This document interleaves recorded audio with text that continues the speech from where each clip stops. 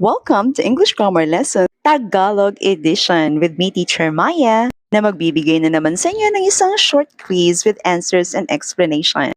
Simulan na natin. Kailan gagamitin ang iba't ibang tenses ng verb? Take this quiz to find out. Anong tense ng revolve ang nababagay sa sentence na to?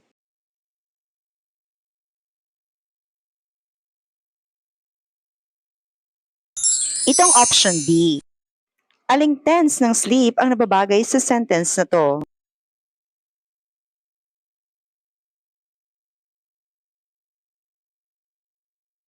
Itong option D. Aling tense ng start ang nababagay sa sentence na to?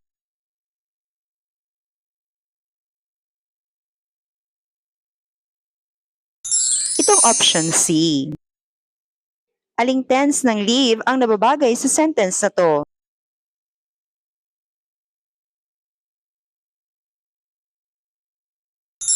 Itong option D. Aling tense ng graduate ang nababagay sa sentence na to?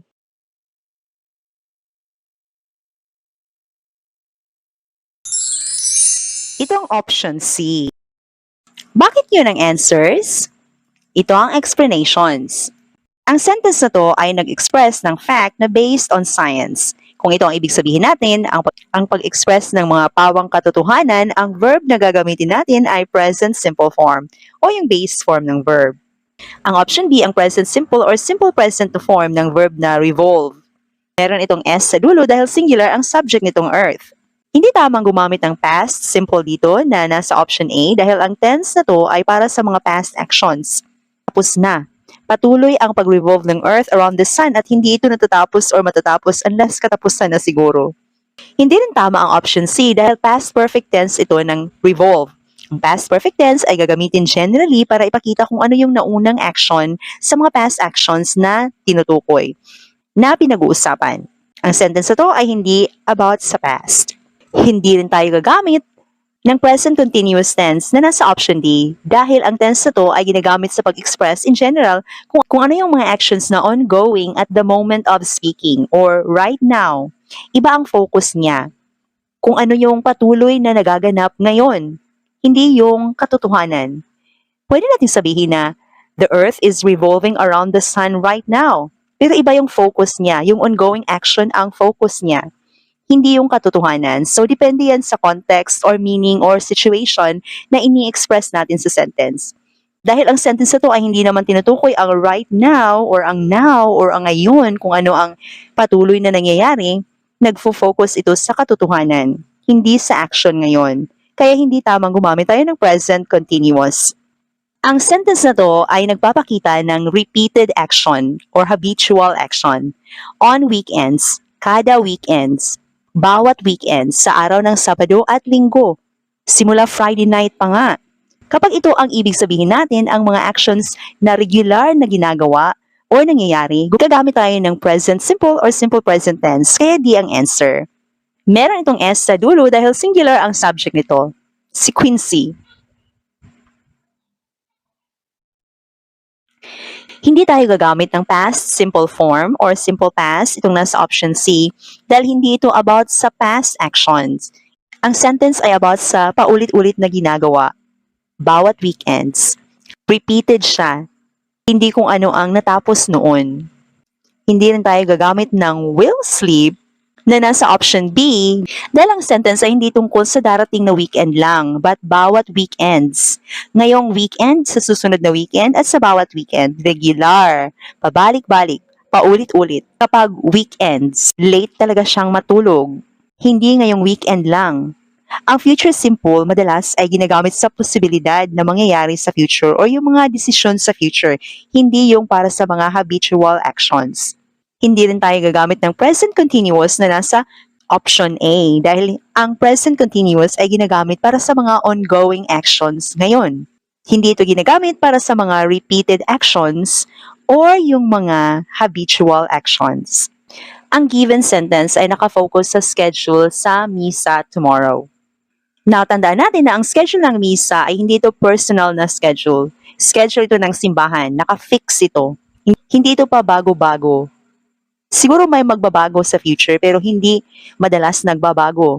Meron siyang nakafix na schedule kung anong oras ang misa sa araw na yun. Kung ito ang ibig nating sabihin, gagamit tayo ng present simple or simple present tense ng verb at ito yung nasa option C. Meron itong S sa dulo dahil hindi plural ang subject niya.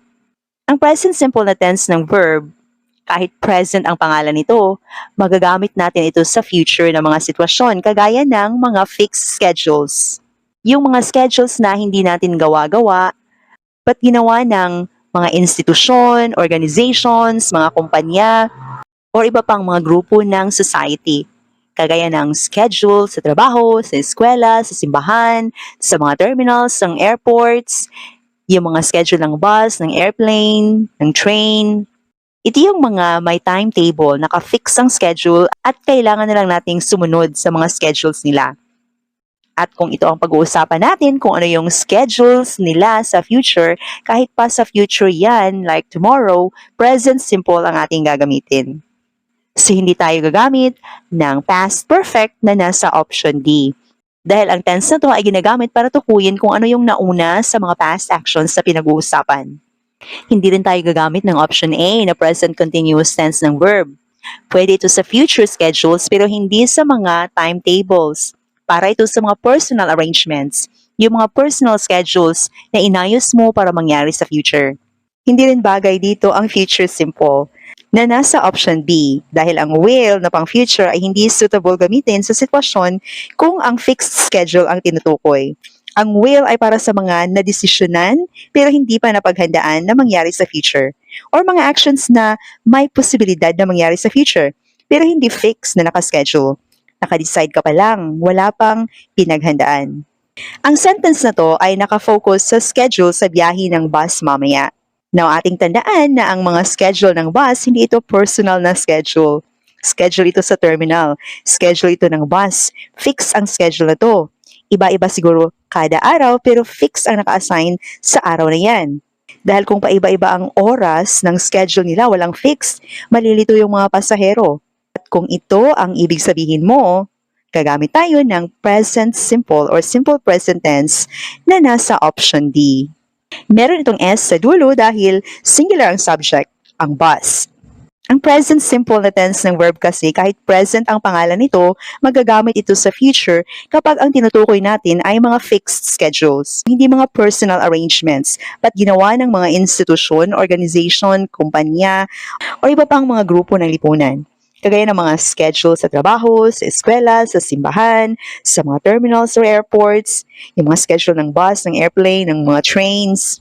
So yung mga schedule nila naka-timetable, yung schedule ng school, ng trabaho naka-timetable, naka-fixed ang schedule at kailangan na lang nating sumunod. At kung ito ang tinutukoy natin, kahit pa sa future pa yun mangyari, gaya ng tomorrow, present simple ang ating gagamitin. So, hindi tayo gagamit ng option C na mayroong helping verb na will dahil kahit pang future ito, hindi suitable gamitin sa sitwasyon na ang tinutukoy ay fixed schedule para sa future. Ang will ay para sa mga napagdesisyonan ngayon na mangyari sa future, pero hindi pa mga napaghandaan. Hindi pa fixed na mangyayari. Mga posible pang mangyari. Pwede pang mag-change. Hindi pa fixed. Hindi pa sure na mangyayari. Hindi rin bagay ang be going to for the future na nasa option B dahil pang future ang helping verb na to pero para ito sa mga napagplanuhan para mangyari sa future pero hindi fixed schedule, hindi sa mga timetables, mga personal na plano o di kaya ay mga predictions kung ano kaya ang feeling mo na mangyayari sa future dahil meron kang nakitang basihan ngayon pero hindi about sa mga naka-fix na schedules or mga timetables. Hindi rin pwede ang option A dahil present continuous ito. Although pwede sa future schedule ang present continuous, pero bagay siya sa mga personal arrangements. Yung mga personal na pinaghandaan mo, kagaya ng kasal mo, ng date niyo mamaya, ng mga travel niyo, yun ang bagay na yun, mga personal na arrangements yun. Ang sentence na to ay nagpapakita ng future possibility gamit ang when clause. Hindi pa ito nangyayari, posible pa itong mangyari sa future when he graduates high school. Kung ang sentence ay merong subordinating clause gaya nito, when he graduates high school, at ang future ang tinutukoy, ang verb na gagamitin ng clause na to ay present simple tense, meaning base form ng verb kung plural ang subject at may s sa dulo kung singular ang subject. So ang tamang sagot dito ay option C dahil present simple form ito. Simple present tense na may s sa dulo dahil singular ang subject ng when clause, ang he. Again, ang when clause ng mga sentences na about sa future, simple present tense ang verb na gagamitin. Ang future na helping verb or ang future structure ng verb ay makikita sa main clause. Hindi pwede ang option D dahil past form ito ng verb na graduate. So para ito sa mga natapos na. Hindi rin pwede ang option B na present perfect tense dahil hindi ito gagamitin para sa future, but para ipakita kung ano ang connection ng past sa present. Kung ano ang sitwasyon ngayon ay resulta ng natapos sa past. Hindi rin pwede ang will graduate na nasa option A dahil ang helping verb or ang modal verb na will or any helping verb na pang future ay hindi ginagamit sa mga subordinating clause na future ang meaning. Kagaya ng when clause. Ang iba pang mga clauses na para sa future pero hindi gagamitan ng mga future na helping verbs ay madalas nagsisimula sa if, as soon as, after, before, at while.